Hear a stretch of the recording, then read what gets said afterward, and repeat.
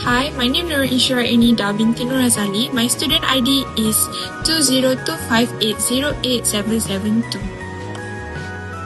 My name is Nur Shasha Afrina binti Alias and my student ID is 2025868126. My name is Nur Inshira binti Ishaq and my student ID is 2025875994. Hi and Assalamualaikum. My name is Nur Atira Najwa binti Raji and my student ID is 2025857728. Hi and Assalamualaikum. My name is Damia Hanif Fazilah binti Abdul Hakim and my student ID is 2025691224. The definition and introduction to minimum wage. Under the Minimum Wage Order 2024, the minimum wage is legally defined as the lowest basic monthly salary that an employer must pay an eligible employee. This legal definition ensures that workers cannot be exploited or paid less than a fair standard set by the government. It serves as a safeguard, especially for those in vulnerable sectors such as low-skilled laborers and informal workers, who often have limited bargaining power. By establishing this wage floor, the government provides clarity and protection for both employers and employee. This ensures that all workers receive consistent and equitable treatment across different industries and regions. The Minimum Wage Update 2025, an impact on income inequality. From October 2025, Malaysia's minimum wage was increased to RM1100 per month, reflecting the government's response to rising living costs and economic changes. This increase applies nationwide, ensuring equal wage benefit for workers in Peninsular Malaysia, Sabah Sarawak, and Labuan. By raising the minimum wage, the government aims to improve workers' purchasing power and overall quality of life. The policy also plays an important role in reducing income inequality, particularly between high-income groups, such as the T20, and lower-income groups like the B40. Low-skilled and informal workers benefit the most, as the policy protects them from wage exploitation and low bargaining power. Overall, the minimum wage update supports fair distribution and strengthens Malaysia's labor standards. The SWOT analysis on minimum wage in Malaysia. Some of the strengths of minimum wage in Malaysia is that it protects low-income workers, improves basic living standards, and promotes fair wages nationwide, while the weaknesses are that enforcement challenges exist, and some employers face higher labor costs, especially the SMEs. The opportunities are that it helps reduce income inequality between the T20 and B40 groups and allows wages to be adjusted with economic growth, while the threats are that it has higher costs may lead to reduced hiring, prices increase, and non-compliance during economic downturns. Definition of planning. Planning is when leadership team create the objectives and determine the ways of reaching them. It consists of defining company's objective and establishing strategy to reach those objectives. Planning process includes evaluating the firm's resources and financial status, exploring market trends, or conducting risk analysis. It sets the direction for organizing, leading, and controlling functions. Importance of planning. Planning is considered as one of the most essential activities primarily because it creates a specific path. It is the foundation for all other managerial functions such as organizing, leading, and controlling. Planning is very important in an organization to ensure it runs effectively and efficiently. The first importance of planning is ensuring the efficient utilization of resources. Planning helps to ensure resources such as raw materials, time, and money are used effectively and efficiently. It also helps the organization to recognize, prioritize, and allocate the resources to the areas that need the most. The second importance of planning is encourages innovative and creative thinking. The managers of the organization are expected to involve in critical thinking about future challenges and new opportunities. The organization can identify which strategies are the most effective ways and implement them to accomplish the organizational goals. Short-term plans, long-term plans and their objectives. The Ministry of Human Resources (MOHR) is a department of the Malaysian government that takes care of skills development, managing the workforce, ensuring health and safety at the workplace, providing information and analysis related to the labor market, and also taking care of social security. MOHR also plays an important role in ensuring fair wages among workers in Malaysia. The first one, the consultation with various groups also known as stakeholders. The Ministry of Human Resources (MOHR) can have discussions with employer associations, economic experts and representatives from different industries. The ministry can learn about the increasing cost of raw materials, energy and salaries that make it a higher cost in running the business. Besides that, the ministry can collaborate with the National Wages Consultative Council (NWCC). According to laws of Malaysia, NWCC has the responsibility to analyse all issues related to the minimum wages. The second one, collect and examine data from different sectors of the economy. This is a way to evaluate the situation and to decide about minimum wages among workers. The data that MOHR will get include major factors such as inflation, daily prices and the general economic condition of the country, among others. By doing so, the ministry will be able to come up with the right conclusion and be fair to all workers. At the same time, the ministry can also prevent poverty rate and financial difficulties in Malaysia. Now we're moving to the next element, of which say is to be organizing. So, the element of organizing is indeed crucial to implement the issue regarding on how the Ministry of Human Resources can manage it. So, what is organizing? The definition of organizing can be defined as the way of work is arranged and allocated among members of the organization so the goals of said organization can be effectively achieved.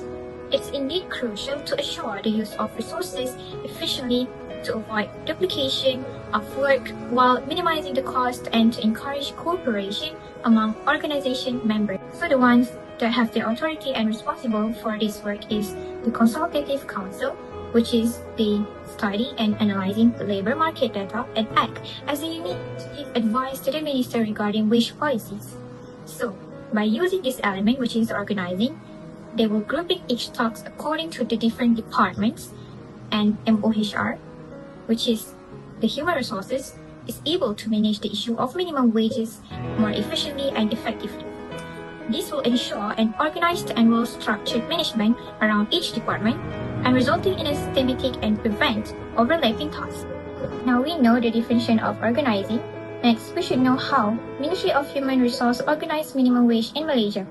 So they use the word specialization, and it is meant to dividing tasks according to expertise, in which say MOHR focuses on labor and wage matters and introduced the progressive wage policy, which in short PWP, in 2025 to increase the minimum wage from 1,500 ringgit Malaysia to 1,700 ringgit Malaysia. And next is departmentalization. Departmentalization is the grouping of tasks into departments based on similar functions.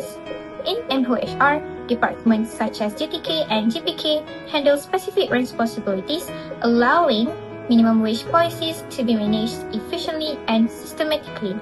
Next is the chain of command. The chain of command ensures a clear flow of authority from the government to MOHR and employers. This helps enforce minimum wage policies effectively and prevents worker exploitation.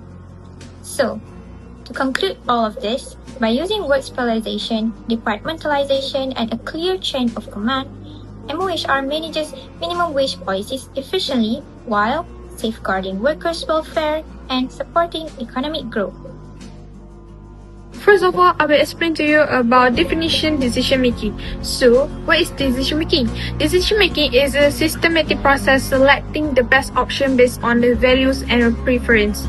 It identifies decision makers and stakeholders to align goals and criteria. The process is structured, not spontaneous, and include program decision for routine issues and non-program decision for complex problem requiring judgment. So we have a three context method, AI concept, and systematic process. So first is context and method. Decision making varies by context and method from mathematical optimization to program and non-program managerial decision. And for AI concern, AI enabled system can produce believable but inaccurate decision with a real world impact. So for the last one is systematic process. Decision making is a structured process that balances context, stakeholder values, and careful methods to achieve safe and effective outcomes. Second, I will explain to you about importance decision making. Effective decision making links choices to values and stakeholders in priority. For an example, in the minimum wage policy, government must get the information, set clear requirements, and document decisions to avoid confusion. We have three examples for important decision making. First, aligning with values. Second, managing risk and uncertainty. And lastly is data-driven enforcement. So for the first, aligning with values, decisions should reflect stakeholders' values. And cost-benefit analysis, CBA, compares benefits and costs in monetary terms based on stakeholder preference. And second, managing risk and uncertainty. Smart decisions cut risks, prevent serious errors, and protect vulnerable groups in high-stakes situations. And lastly, data-driven enforcement. In data-driven environments, decisions rely on complex models and AI tools and offline methods. In data-driven environments, decisions rely on complex models and AI tools. Offline method analysis scenarios, while generative models explore policy outcomes, AI systems must be careful checked to manage risk. Thus, decision-making ensure minimum wage choices reflect stakeholder values, are evidence-based and transparent for responsible risk management. Lastly, I will talk about how Ministry of Human Resource making decision of minimum wage in Malaysia. So, the Ministry of Human Resource sets Malaysia's minimum wage by considering the economy, living standards, employers' ability to pay, and workers' welfare. They use labor data and feedback from stakeholders to make sure the rates are fair and enforceable. We have three ways, which is first, implementing minimum wage orders, second, strengthening enforcement, lastly, reviewing against cost of living. So for the first, implementing minimum wage orders, minimum wage is set nationally through minimum wage orders. The 2012 order faced in complaints, initially excluding professionals. Decisions cover rates, timing, coverage, and economic impact. So for the second, strengthening enforcement, effective enforcement is a key. The ministry sets as a frequency, penalties, and information sharing. Strong implementation boosts policy success, affecting income equality, and worker motivation. Lastly, for a reviewing against cost of living, the ministry must address how a uniform national minimum wage functions in states with different living costs. Divided governance complicates implementation, highlighting the need of evidence-based and localized approaches like a context-sensitive living wage framework for region life like Sabah. So, the decision-making ensures a minimum wage aligned with stakeholders' values, is evidence-based, and transparent for responsible risk management. How does the Ministry of Human Resource manage the issues of minimum wage in Malaysia by controlling it? Controlling can be defined as monitoring performance, comparing results, taking corrective action, and ensuring the organizational goals are achieved. Other than that, the main point for controlling an organization is to monitoring performance, checking and observing how tasks or activities are being carried out, comparing with standards or goals, matching actual performance with what was planned as expected, fixing problems, making adjustments, or improving processes when things do not meet the target. There are three ways of how the Ministry of Human Resources manage the issues. Number one, strong enforcement by MOHR. The MOHR will work with the Labour Department (JTK) to conduct inspection, check payroll record, and take action against employers who violate minimum wage law. They will also use technology tools to track the cases efficiently. Number two, inclusive consultation through NWCC. The National Wage Consultative Council will review the economic data, the cost of living, and market trends before recommending minimum wage rate. The MOHR involve employers, unions, economists, and NGOs to ensure balanced decision. Last but not least, worker awareness and support. The MOHR will run awareness campaign, provide multilingual guides, and offers easy complaints options like hotline, online portals, and mobile apps. Workers are protected from employer retaliation and cases are processed quickly. In conclusion, the minimum wage policy in Malaysia, guided by the Ministry of Human Resources, plays a vital role in protecting workers' rights and promoting fair wages by developing, implementing, and regularly reviewing wage legislation. The ministry ensures that salaries reflect economic condition, living costs, and labor market demands. These efforts help reduce income inequality and provide opportunities for equitable pay across all sectors. At the same time, engaging with employers and stakeholders ensures that business remain viable while workers are protected.